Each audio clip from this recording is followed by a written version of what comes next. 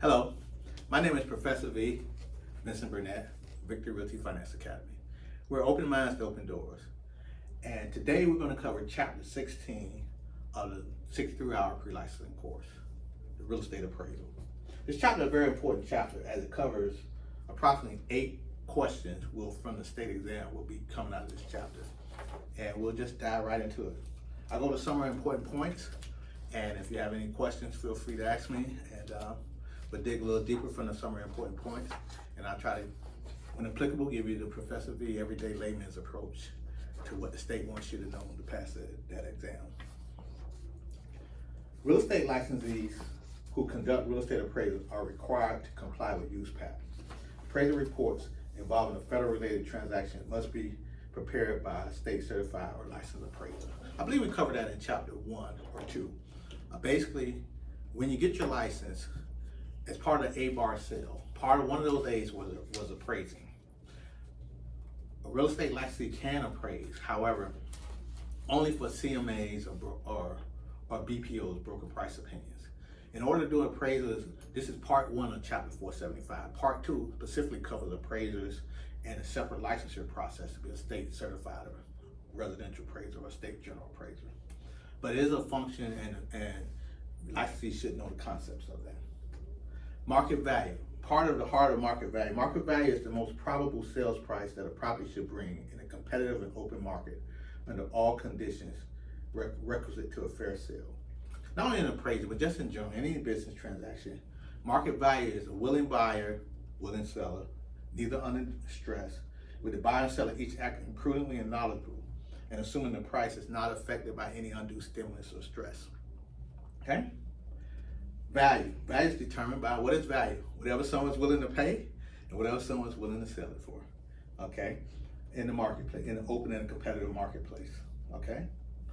And before I go to improvements, let's just deal with what are the 3 approaches of value when it comes to appraisal and real estate.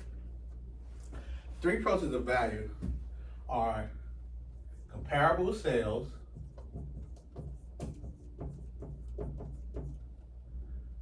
cost, and income as it relates to real property. We already established market value, what a willing buyer would pay, and a willing seller would sell for. Comparable sales, particularly for residential, is the most likely approach, the most utilized approach. And in determining that value, you're looking at the highest and, well, I'll define highest and best use later. But comparable sales is primarily for residential properties. You're looking at open and competitive sales in the marketplace at market value, and you're making adjustments accordingly as the property that you're appraising is considered the subject property, and you have comps. Ideally, you would need a minimum of 3 comps, and as comparable to the subject property as possible, and with making the respective adjustments if it's superior or inferior to the subject property. The cost approach. The cost approach is typically utilized for special use properties and government buildings. For instance, hospital, a government courthouse, pro player stadiums where the Miami Dolphins stay, Buccaneer Stadium where the Tampa Bay Bucks stay. Those properties don't sell very often. It's going to be hard to find comparable sales. And then in looking at this approach, the formula is replacement cost new, what it costs if you had to build it, minus any physical depreciation,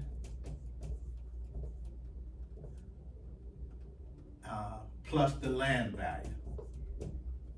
And that's how you would get the value from the cost approach. So again, this is something, and you'll correlate that with sales in the marketplace if there are sales. But if that's the best indication of value, then that's what will be utilized to come up with a value for that hospital building, for that government county courthouse, or for that professional football stadium where there's a lack of scarcity of sales or none at all. And then we have the income approach, which I'll explain the income approach later, but basically the income approach looks at a property and looks at the income potential based upon the net operating income and the expenses associated with that property and capitalizing that to come up with the value. And this is best suited for commercial office buildings, a strip center, shopping center, you know, things of that nature. Or maybe as it relates to a new licensee that's in the business, not that a new licensee could immediately jump and start selling commercial properties, but that one, not that single family home, but maybe that duplex, that triplex, or that quad, where you have some income stream from the rents and you have expenses associated with that type of property. Okay, so going back to and next bullet point from the study guide, an over improvement occurs when an owner invests more money in a structure than can be reasonably expected to recapture. Again, so looking at the comparable sales approach, you're looking at sales in a property. However, the subject property may have maybe 500 square foot more than any other comparable sales. And it'll be a little premium paid because it's larger, but the additional 500 square feet may have cost the owner $30,000 to build that extra 500 square feet. But if the other homes in that neighborhood are approximately 1,500 square feet, and this is 2,000 square feet, they may not get the additional value by adding that 500 square foot addition relative to what the marketplace would command. An over improvement, that's what an over improvement is, okay? Or if you spend $50,000 for a pool, 3-bedroom, 2-bedroom homes sell for one price, 3-bedroom, 2-bedroom homes with a pool sell for another price. But the premium that the typical buyer would pay maybe an extra $10,000 or $15,000 for a pool home versus a similar type home that don't have a pool. But if an owner spends an elaborate $50,000 and has all the bells and whistles for that pool that's customized for them, they may not get their $50,000 in value when they go to the marketplace. Okay. Highest and best use is another appraisal concept, and particularly again as it relates to all approaches to value, but certainly with single family as a comparable sales. Highest and best use, what can you use the property for? Two properties are right next to each other, similar features, similar square footage, but one is zoned commercial, the other is zoned single family. Even though they're the same physical structure, the one that's zoned commercial, the highest and best use, it's not even as a single family home, but possibly tear that building down and build a small commercial building. So zoning would determine highest and best use, legally permissible. This use must be legally permissible, physically possible, and financially feasible. Okay, 2 vacant parcels of land, same square footage, but one requires an extraordinary amount of field to build a structure. The other has solid foundation or field. So that extra $1 million it takes to build a field may be cost prohibitive to build on that lot versus the other lot.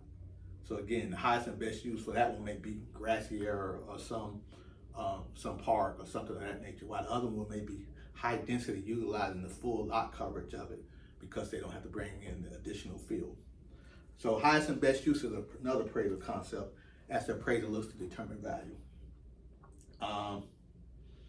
The sales compare approach, I'll just write from your study guide.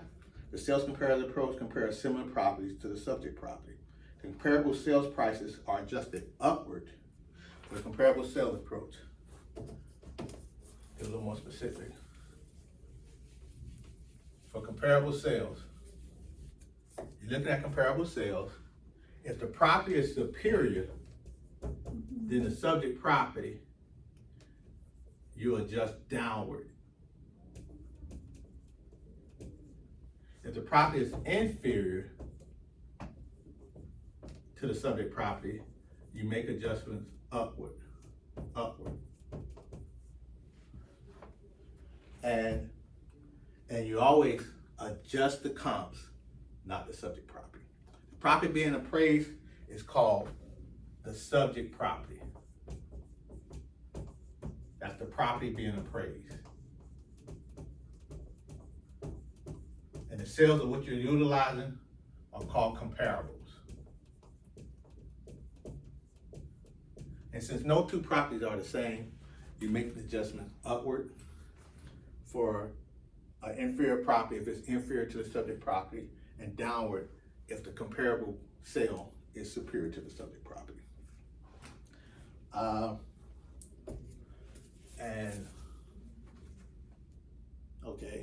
And then the cost approach. The cost approach, as I determined, estimates the market value of property based upon the cost to buy equivalent site to reproduce the structure as if new, less depreciation, but adding back the land because land doesn't depreciate.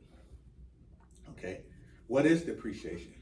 Depreciation is the loss in value. And there are three types of depreciation.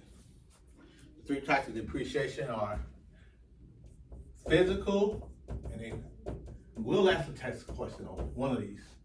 Functional and external or economic. Real simple. For example, physical is if a property is new through ordinary wear and tear or dilapidation, or it could be excessive wear and tear, needs a new roof. Physical things associated with the property, the physical condition of the property. Instead of it being new, less the wear and tear, affecting the physical condition.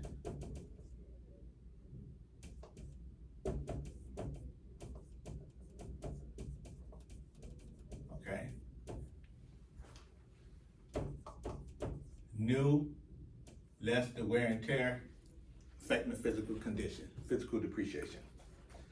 Functional depreciation. There's nothing wrong with the property. Brand new property, new everything. It's just something about the layout in the marketplace is not appealing. That single family house where as soon as you walk in it, you see the master bedroom. You know, or that house where as soon as you walk in, you see the bathroom. It just doesn't make sense. It's brand new, nothing's physically wrong with it, but it's just not appealing in the marketplace. Functional obsolescence. The layout of the design. And then the third category would be external or economic obsolescence. Brand new house, the layout is fine, but this particular house is right next to the graveyard. So a similar model, not next to the graveyard, surrounded on a cul-de-sac by other similar type homes, probably would sell for a little more than that one. You cannot control your external environment. You know, so the economic or the external environment, unrelated to the physical condition of the property or the functional layout of the property. Okay? And those are the three approaches to value. We'll go ahead and take a break, and then I'll just finish up with some more appraisal concepts.